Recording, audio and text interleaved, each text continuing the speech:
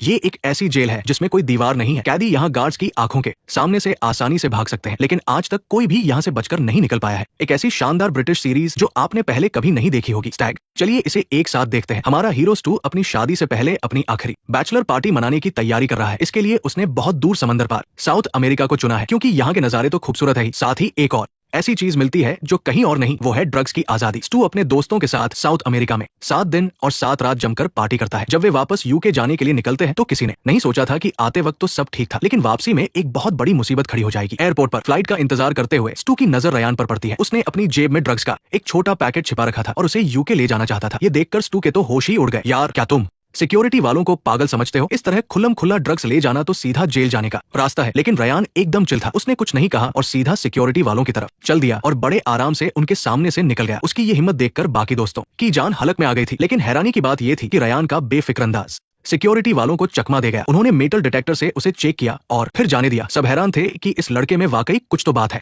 खैर ये डर बस पल भर का था। जब सबको लगा कि अब सब ठीक है और वे चैन की सांस ले रहे थे, तभी उनके दोस्त ग्रेग को कुछ होने लगा। वो बहुत दर्द में अपना पेट पकड़कर बैठ गया। मैं ठीक हूँ, मुझे लगता है मुझे कुछ चाहिए, मुझे लगता है मुझे कुछ चाहिए। और फिर उसके मुंह से झाग निकलने लगा। तभी पुलिस के कुत्ते जोर जोर से भौंकने लगे। इससे पहले कि वो कुछ समझ पाते, उन सबको पूछताछ वाले कमरे में ले जाया गया। असल में इस बेवकूफ ग्रेग ने ड्रग्स से भरे गुब्बारे निकल लिए थे ताकि वो अपने शरीर में छिपाकर ड्रग्स ले जा सके, लेकिन वो गुब्बारे उसके पेट में फट गए, जिसकी वजह से उसके मुंह से झाग निकलने लगा था। पर सबसे बड़ी मुसीबत तो अभी बाकी थी। कुछ देर बाद पुलिस वाले कमरे में घुसे और उन्होंने उन सभी की तलाशी लेना शुरू कर दिया। और तभी रयान के पास से ड्रग्स का वो छोटा पैकेट भी मिल गया। अब तो काम तमाम था। वो लाख सफाई देते रहे पर किसी ने नहीं सुनी। उन्हें ड्रग डीलर मानकर समंदर के बीच एक दूर आइलैंड वाली जेल में भेज दिया गया। आइलैंड के गेट पर बंदूकों से लैस कई मिलिट्री पुलिस वाले खड़े थे। समंदर के बीचों बीच बसा ये आइलैंड देखने में ही बहुत डरावना लग रहा था। वहां पहुंचते ही स्टू ने देखा कि गार्ड्स लाशें ठिकाने लगाने में लगे हैं। एक के बाद एक लाश फेंकी जा रही थी। ऐसा लग रहा था मानो इस जगह से बाहर निकलने का एक ही रास्ता है और वो है मौत। इसके बाद उन्हें बाकी कैदियों के साथ जेल की गाड़ी में बैठाकर आइलैंड के बीचों बीच बनी जेल में ले जाया गया। ये जेल बड़ी अजीब थी। इसके चारों तरफ कोई दीवार नहीं थी।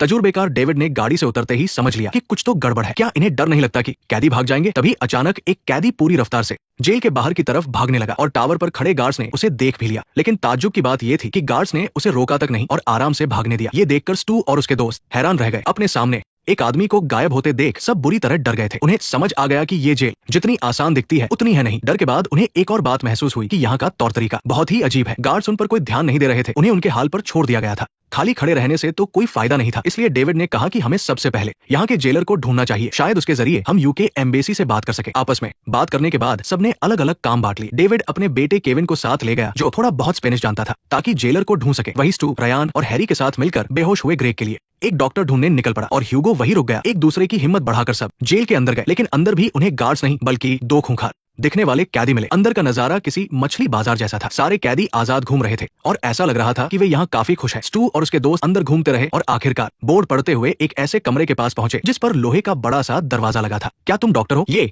मनहूस जगह तो सच में अजीबोगरीब सरप्राइज से भरी है। वो डॉक्टर कम और कोई खतरनाक गुंडा ज्यादा लग रहा था। भाषा समझ न आने की वजह से दोनों एक दूसरे की बात नहीं समझ पा रहे थे, लेकिन अपने दोस्त की जान बचाने के लिए स्टू किसी भी हद तक जाने को तैयार था और इशारों में उसे अपनी बात समझाने लगा। खुशकिस्मती से वो डॉक्टर मान गया और उन्हें अंदर ले गया। अंदर जाकर उन्होंने देखा कि एक आदमी को बिना कपड़ों के बर्फीले पानी में रखा गया था। ऐसा लग रहा था कि उसके शरीर से कोई अंग निकाला जाने वाला है। स्टू और उसके दोस्त समझ गए कि ये कोई क्लिनिक नहीं बल्कि एक इलीगल ऑर्गन ट्रैफिकिंग का अड्डा है और वो खुद चलकर मौत के मुंह में आ गए हैं। जब उन्हें लगा कि अब उनकी भी बारी आने वाली है तो हैरी ने पास रखी एक कुर्सी उठाकर सीधे डॉक्टर के सिर पर दे मारी। बेचारे डॉक्टर का सिर फूट गया और खून बहने लगा। तभी बर्फीले पानी में लेटे हुए उस आदमी ने बोलना शुरू किया। ये दाढ़ी वाला आदमी इंग्लिश बोल सकता था। उसने कहा कि अगर वो लोग उसे खोल देंगे तो वो उनकी जान बचाने में मदद करेगा। चूंकि उन्हें वहां किसी की भाषा समझ नहीं आ रही थी, इसलिए उन्होंने दाढ़ी वाले की बात पर भरोसा कर लिया। लेकिन जैसे ही उन्होंने उसे बाहर निकाला, वो कमीना अपनी बात से मुकर गया। दाढ़ी वाला पीछे मुड़कर देखे बिना ही वहां से भाग निकला, जैसे कि वो जगह कोई मौत का कुआं हो। उधर डेविड और उसके बेटे केविन की किस्मत भी कुछ खास नहीं थी। बहुत मुश्किल से वो जेलर से मिल पाए, वो भी सिर्फ वीडियो कॉल के जरिए। वो आदमी तो कुछ ज्यादा ही लापरवाह था। डेविड ने उससे कहा कि वे यूके के नागरिक हैं और उन्हें यूके पुलिस को सौंप दिया जाना चाहिए, लेकिन जेलर ने एक ही झटके में उनकी उम्मीदों पर पानी फेर दिया। उसने बताया कि ये एक बिल्कुल नए सिस्टम वाली एक्सपेरिमेंटल जेल है, यहाँ से जब मर्जी आना जाना मुमकिन नहीं है। इतना बोलकर ही वीडियो कॉल कट गई। डेविड और उसका बेटा तो जैसे टूट ही गए। उनका ड्रग से कोई लेना देना नहीं था, फिर भी वे इस एक्सपेरिमेंट का हिस्सा बन गए थे। पर इससे भी बुरा ये हुआ कि जब वे लौट रहे थे तो उन्होंने देखा कि 2 आदमी ग्रेग को घसीट कर ले जा रहे हैं। किसी भी नए पंगे से बचने के लिए उन्होंने चुपचाप पीछे पीछे जाने का फैसला किया। थोड़ी दूर चलने के बाद वे एक आलीशान घर के पास पहुंचे। यहाँ के गार्ड्स जेल के गार्ड्स जैसे नहीं थे, बल्कि बंदूकों से लैस हटे कटे गुंडे लग रहे थे। ये सब देखकर वे और भी हैरान हो गए। आखिर ये कैसी जेल है? अंदर और बाहर में इतना फर्क कैसे हो सकता है? इसी हैरानी के साथ वो लोग घर के बिल्कुल अंदर पहुंच गए। वहां उस घर की मालकिन एक चाकू से टमाटर काट रही थी और ये टमाटर शायद बता रहा था कि इन बेचारों का भी आगे चलकर यही हाल होने वाला है। वे भी इसी कटे हुए टमाटर की तरह कटने वाले थे और ठीक वैसा ही हुआ। जब सब बैठ गए तो उस औरत ने साफ साफ कह दिया कि अगर अपनी जान चाहिए तो $2 मिलियन दो, वरना वो उन सबको काटकर उनके घर यूके पार्सल कर देगी। ये सुनकर सब सन्न रह गए। ये कोई जेल नहीं थी बल्कि सीधा गुंडों का अड्डा था। उन्होंने सोचा था कि जेल आना ही उनकी जिंदगी की सबसे बड़ी बदनसीबी है, पर अब उन पर इतना बड़ा कर्ज भी चढ़ गया था। किसी की कुछ बोलने की हिम्मत नहीं हुई और वो चुपचाप वहां से बाहर निकल आए। पर जैसे ही वो लोग दरवाजे से बाहर आए, एक टैटू वाला आदमी उनके पास आया और उन्हें एक अलग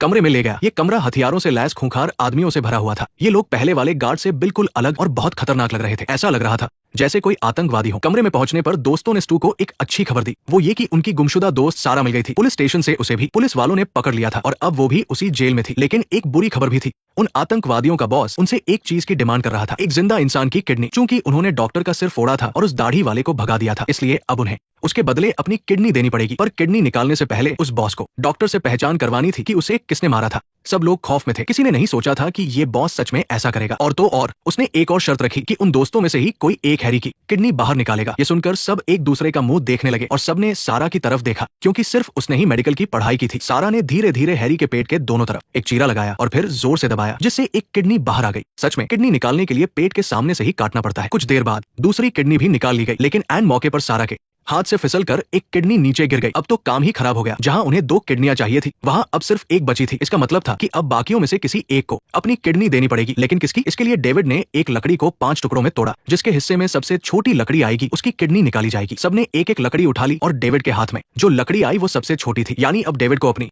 एक किडनी देनी होगी। लेकिन डॉक्टर और बॉस ने डेविड की किडनी लेने से मना कर दिया, क्योंकि वो बहुत बूढ़ा हो चुका था और उसके शरीर के अंगों की कोई खास कीमत नहीं थी। इसलिए अब उन 4 नौजवानों में से ही किसी एक को चुनना था। उनके बीच ह्यूगो की लकड़ी सबसे छोटी थी, इसलिए अब ह्यूगो की बारी थी। ये देखकर स्टू ने उसे तसल्ली दी और वादा किया कि वो उसके हिस्से का $2 मिलियन का कर्ज खुद चुका देगा। ये सुनकर ह्यूगो इसके लिए राजी हो गया। उन चारों में से केविन के पास सबसे लंबी लकड़ी थी, लेकिन अपने दोस्त की किडनी जाते देख उसने चुपके से अपनी लकड़ी को पीछे ले जाकर 2 टुकड़ों में तोड़ दिया और ह्यूगो से झूठ बोला कि उसकी लकड़ी ही सबसे छोटी थी। ऐसा कहकर वो ह्यूगो की जगह उस बर्फीले पानी वाले टब में बैठने जा रहा था। डेविड ने फौरन अपने बेटे को रोका, पर बॉस ने उसके सिर पर बंदूक तान दी। किस्मत से उसी वक्त उस बॉस को एक बहुत जरूरी काम आ गया और उनकी जान बच गई। बॉस के जाने के बाद हैरी की लाश को भी ले जाया गया। शायद उसे समंदर में मछलियों का खाना बनने के लिए फेंक दिया जाएगा। सब बुरी तरह टूट चुके थे। किसी ने नहीं सोचा था कि 10 साल से भी पुराना दोस्त इस तरह उन्हें छोड़कर चला जाएगा। रात को रयान ने धीरे से स्टू से अपने मन का शक बताया। उसने कहा कि जब ड्रग्स सिर्फ ग्रेग लाया था, तो उन सबको यहाँ क्यों बंदी बनाकर रखा गया है? इसका मतलब ग्रेग की तरह कोई और भी है, बस वो लोग उस इंसान को पहचान नहीं पा रहे। अगले दिन वो दोनों गुस्से में उस हवेली पहुंचे, क्योंकि उस लेडी बॉस और उनके बीच ये डील हुई थी कि जब तक $2 मिलियन नहीं मिल जाते वो ग्रेग का इलाज करेंगे। इसीलिए उस वक्त ग्रेग हवेली में ही था और सारा उसकी देखभाल कर रही थी।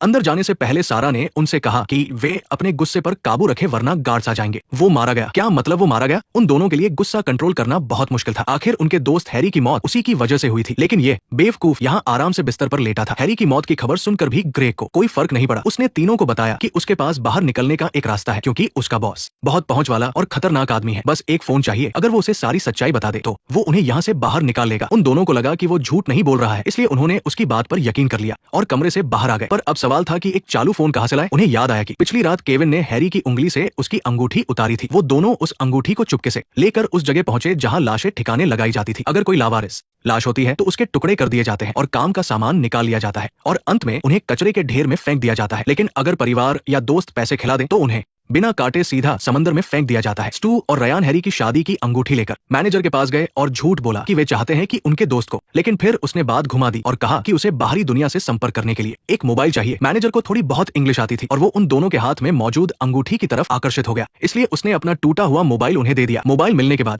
अब उसे ग्रेग तक पहुंचाना था। वे दोनों अभी प्लान बना ही रहे थे कि बदकिस्मती से उनका सामना पीटर और ह्यूगो से हो गया। इसलिए सैम ने मोबाइल पहुंचाने का जिम्मा लिया और रयान उन दोनों को संभालने के लिए रुक गया। रयान ने थोड़ी चालाकी दिखाई और उनसे झूठ बोला कि उसने अंगूठी के बदले हैरी के लिए एक कब्र की जगह ले ली है जो जेल के बाहर ही है। उसकी इन बातों से उनका शक दूर हो गया, लेकिन उन्हें नहीं पता था कि सैम ने पहले ही ग्रेग के साथ मिलकर प्लान बना लिया था। दोनों की पब्लिक टॉयलेट में मुलाकात हुई और ग्रेग ने मोबाइल मिलते ही सबसे पहले अपने बॉस को कॉल किया। बॉस में उन्हें वहां से बाहर निकालने की ताकत तो थी, लेकिन अब सवाल ये था कि वे जेल में बंद क्यों है। अगर बॉस को सच पता चल गया तो उनका खेल खत्म हो जाएगा। इस समय ग्रेग का दिमाग बहुत तेजी से चल रहा था। उसने चुपके से पास खड़े सैम से कहा कि उसे ही सारी जिम्मेदारी अपने सिर लेनी होगी। अगर बॉस उसे बचा लेता है तो वो सैम को भी अपने साथ बाहर निकाल लेगा। का, लेकिन अगर सैम नहीं माना तो वो सैम का राज बाकी सभी लोगों को बता देगा। ये एक तरह से गुजारिश भी थी और धमकी भी। सैम ने देखा कि उसने बड़ी मुश्किल से उस बेवकूफ रयान से पीछा छुड़ाया था और अब ग्रेग उसे ब्लैकमेल कर रहा है। जाहिर है सैम राजी नहीं हुआ। उसने नाटक करते हुए फोन उठाया, जैसे वो बॉस के सामने अपनी गलती मानने वाला हो। सैम ने सीधे बॉस के सामने ही ग्रेग की पोल खोल दी। अब वो आर पार के मूड में था और इस घिनौने ग्रेग को मारकर सारा इल्जाम उसी के सिर मढ़ना चाहता था। ग्रेग ने विरोध करने की कोशिश की, लेकिन वो पहले से ही घायल था, इसलिए सैम ने उसे जल्दी ही टॉयलेट के गड्ढे में धकेल दिया।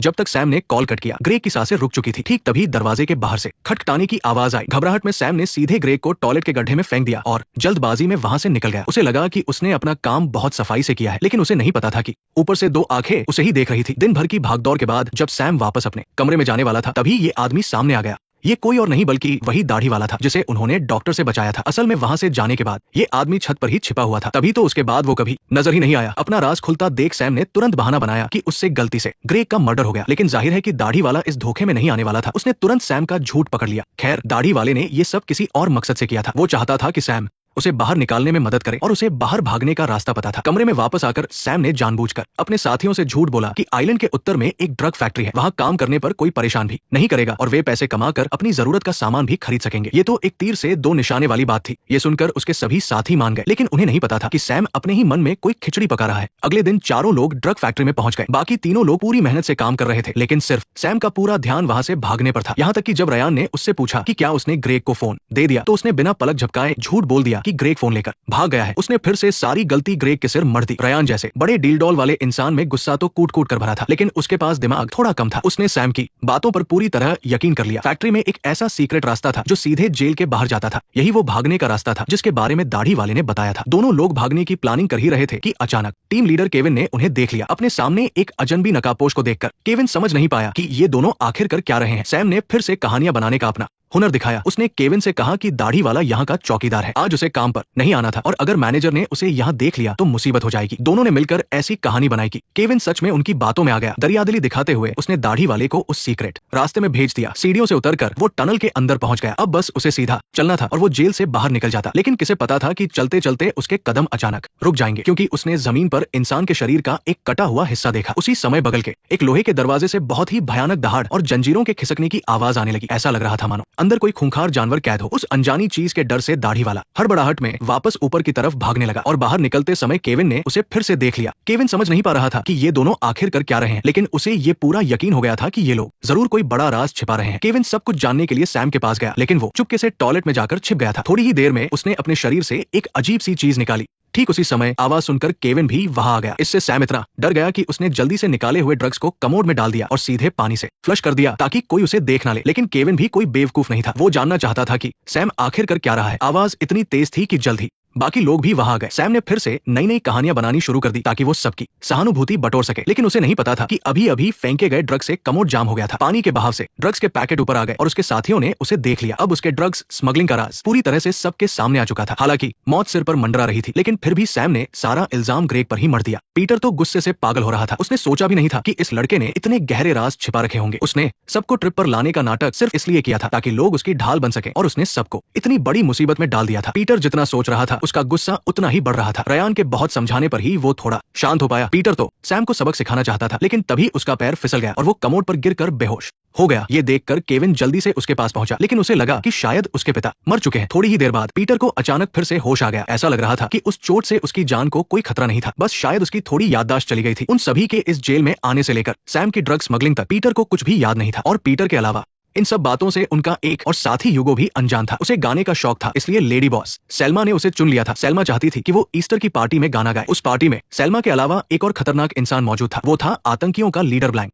सेल्मा की सारी बातें सुनने के बाद ह्यूगो को समझ में आया कि ये दोनों खतरनाक लोग एक ही परिवार के हैं और सगे भाई बहन हैं। वो लोग इस जेल को इसलिए चला रहे हैं क्योंकि उनके पास पैसों की बहुत पावर है। लेकिन सबसे चौंकाने वाली बात ये थी कि सेल्मा ने ह्यूगो को एक और मकसद से बुलाया था। वो चाहती थी कि ह्यूगो उसके सगे भाई ब्लैंक को मारने में उसकी मदद करे ताकि वो पूरी जेल पर अपना कब्जा कर सके। सेल्मा ने ह्यूगो को एक लैंडमाइन दिया और कहा कि मौका मिलते ही वो लैंडमाइन ब्लैंक की गद्दी के नीचे रखते। ये काम दिखने में तो बहुत आसान था, लेकिन काफी खतरनाक भी था। जाहिर है कि ह्यूगो ये काम नहीं करना चाहता था, लेकिन अब वो उनके इलाके में फंस चुका था। मजबूरी में ह्यूगो ने एक ऐसी शर्त रखी जिसे सेल्मा आसानी से मान सके कि वो काम पूरा होने के बाद उसे जेल से बाहर निकाल देगी। ईस्टर की रात को दोनों भाई बहन बाहर जुडास को जलाने की रस्म पूरी कर रहे थे। ये ह्यूगो के लिए लैंडमाइन रखने का एकदम सही मौका था। उसने तुरंत गद्दी उठाई और उसके नीचे लैंडमाइन रख दिया। फिर उसने उसकी पिन निकाल दी, लेकिन उसे बिल्कुल भी अंदाजा नहीं था कि कमरे में वापस आने वाला पहला इंसान ब्लैंक नहीं बल्कि उसका बॉयफ्रेंड होगा। उसे कुछ भी पता नहीं था और वो आकर सीधे उस गद्दी पर बैठ गया। ये देखकर ह्यूगो वहां से खिसकना चाहता था, लेकिन उस लड़के ने उसे पकड़ लिया और फिर वो अचानक से खड़ा हो गया। इस तरह ह्यूगो अनजाने में ही उस लड़के के साथ साथ खुद भी मारा गया। अपने प्यार को दो टुकड़ों में बंटा देखकर ब्लैंक पूरी तरह टूट गया था। चूंकि ह्यूगो मर चुका था, इसलिए उसने अपना सारा गुस्सा सैम और उसके दोस्तों पर निकाल दिया। वो तीनों उसकी बातें सुनकर एकदम हैरान थे, क्योंकि उन्हें उस बॉयफ्रेंड के बारे में कुछ भी नहीं पता था। उन्हें सिर्फ इतना पता था कि सेल्मा ह्यूगो को अपने साथ ले गई थी। उनकी बातों से अनजाने में सेल्मा का सच बाहर आ गया। ब्लैंक को तुरंत समझ आ गया कि ह्यूगो को उसकी अपनी बहन नहीं भड़काया था, वो उसकी जान लेना चाहती थी। इसलिए दोनों गुटों के बीच तनाव बढ़ गया और जेल के अंदर गोलियां चलने लगी। थोड़ी ही देर बाद जब बाकी लोग भी लड़ाई में शामिल हो गए तो पूरी जेल में गोलियों की आवाज से अफरा तफरी मच गई। कहते हैं ना कि जब दो शेर लड़ते हैं तो एक का नुकसान पक्का है। यही जेल से भागने का सबसे सही मौका था। अंधेरे में छिपे हुए दाढ़ी वाले ने सोचा कि क्यों ना इस आग में थोड़ा और घी डाला जाए। उसने मौका देखकर टावर से नीचे टॉयलेट के लिए आए गार्ड को जोर से मारकर बेहोश कर दिया। फिर वो टावर पर चढ़ गया और गार्ड का वॉकी टॉकी ले लिया। उसके बाद उसने गार्ड बनकर कंट्रोल रूम के स्टाफ से बात की। उसने कहा कि सेल्मा और उसका भाई जेल के आसपास वाले माइनफील्ड स्टेशन पर है और उन्हें माइनफील्ड का स्विच बंद करने को कहा। ड्यूटी पर मौजूद स्टाफ ने तुरंत सीसीटीवी देखा और उसे जेल में हंगामा होता दिखा, इसलिए उसने जल्दी से मेन स्विच बंद कर दिया। लेकिन गलती से उसे बिजली का जोरदार झटका लगा और वो बेहोश हो गया। थोड़ी देर बाद कैदियों ने देखा कि जेल की लाइट जा चुकी है, तो वो सब अपने अपने सेल से बाहर आ गए और जेल से बाहर की तरफ भागने लगे। एक ही पल में पूरी जेल में खौफनाक माहौल बन गया। बहुत सारे कैदी सुरक्षित तरीके से माइनफील्ड में घुस गए। सैम और उसके साथी भी बाहर की आवाजें सुनकर बाकी भीड़ के साथ उसी तरफ भागने लगे। अपनी याददाश्त भूल चुका पीटर तो सबसे आगे दौड़ रहा था, लेकिन जैसे ही सारे कैदी माइनफील्ड को पार करने वाले थे वो बेहोश हुआ। स्टाफ अचानक होश में आ गया। कैदियों को भागता देख उसने फिर से स्विच ऑन कर दिया। देखते ही देखते माइनफील्ड से लगातार धमाकों की आवाजें आने लगी। कैदी इतने डर गए थे कि वो जहां थे वहीं जम गए। उन्हें डर था कि कहीं उनका पैर किसी माइन पर ना पड़ जाए। थोड़ी देर के लिए सभी कैदी बुद्ध बन गए थे, लेकिन याददाश्त खोने की वजह से पीटर की दिमागी हालत ठीक नहीं थी, इसलिए वो माइंस की परवाह किए बिना आगे बढ़ता रहा और पलक झपकते ही एक धमाके ने उसके चिथड़े उड़ा दिए। अब 8 लोगों में से सिर्फ 4 ही बचे थे और केविन अभी भी माइनफील्ड में फंसा हुआ था। उसकी जान खतरे में थी। जब वो पूरी तरह से उम्मीद खो चुका था, तभी उसे अपने पास से फोन की घंटी सुनाई दी। वो बॉस का फोन था जो सैम के लिए आया था। जेल में पीटर ने बड़ी मुश्किल से सैम से वो फोन छीना था और अब वो फोन उसके बेटे के लिए आखिरी निशानी बन गया था। सैम को केविन की जान की परवाह नहीं थी। उसने केविन से पहले फोन वापस करने को कहा, क्योंकि अब सिर्फ बॉस ही उन्हें बचा सकता था। केविन ने कभी नहीं सोचा था कि सैम इतना बेरहम होगा, जिसे सिर्फ अपनी जान की पड़ी थी। इसलिए गुस्से में आकर उसने फोन को हवा में दूर उछाल दिया। फोन हवा में घूमते हुए सीधे दाढ़ी वाले के हाथ में जाकर गिरा। किस्मत का खेल देखिए, अनजाने में ही केविन ने फिर से सैम की जान बचा ली थी। फोन मिलने के बाद उन्होंने केविन को माइनफील्ड में ही छोड़ दिया और खुद अपनी जान बचाने के लिए भाग निकले। और इस समय केविन अपने परिवार की मौत और दोस्त के धोखे से पूरी तरह टूट चुका था, इसलिए उसने बिना कुछ सोचे समझे अपना कदम आगे बढ़ा दिया। थोड़ी ही देर बाद सैम और उसका साथी दाढ़ी वाले की मदद से जेल से बाहर भागने में कामयाब हो गए, लेकिन बदकिस्मती से उन्हें लेने के लिए जो लोग आने वाले थे वो निकल चुके थे। दोनों लोग पूरी तरह निराश थे और समुद्र के किनारे सिर पकड़कर रो रहे थे। तभी रयान ने देखा कि सैम न जाने कब उठकर खड़ा हो गया है और उसके हाथ में एक बड़ा सा पत्थर है। असल में सैम ने पहले से ही भागने का प्लान बना रखा था। उसने मुसीबत के समय के लिए एक लाइफ बोट भी तैयार रखी थी, लेकिन उस लाइफ बोट में सिर्फ एक ही इंसान जा सकता था, इसलिए उसने वहां से निकलने के लिए अपने ही दोस्त की बलि चढ़ा दी। जाने से पहले उसने काफी सारा ड्रग्स भी चुरा लिया था ताकि बॉस के सामने जवाब दे सके। लेकिन उसे क्या पता था कि जैसे ही वो अपनी लाइफ बोट पर बैठकर कुछ ही दूर निकलेगा, अचानक समुद्र से एक इंसान बाहर निकलेगा। वो सारा थी। जब जेल की लाइट गई थी तो वो सबसे पहले बाहर भागी थी। बहुत देर इंतजार करने के बाद आखिरकार उसे एक नाव नजर आई। कभी ये दोनों बहुत अच्छे दोस्त हुआ करते थे, लेकिन अब मिलने पर उनके बीच पहले जैसी कोई बात नहीं थी, क्योंकि सारा ने अभी अभी अपनी आंखों से देखा था कि कैसे सैम ने रयान की जान ली। एक दूसरे को देखने के बाद उन दोनों की नजर कोने में पड़ी एक पिस्तौल पर गई। डायरेक्टर ने ये नहीं दिखाया कि उनमें से कौन जिंदा बचा, लेकिन एक बात तो तय है कि लालच और मुसीबत के समय इंसान अपनी इंसानियत भूल ही जाता है।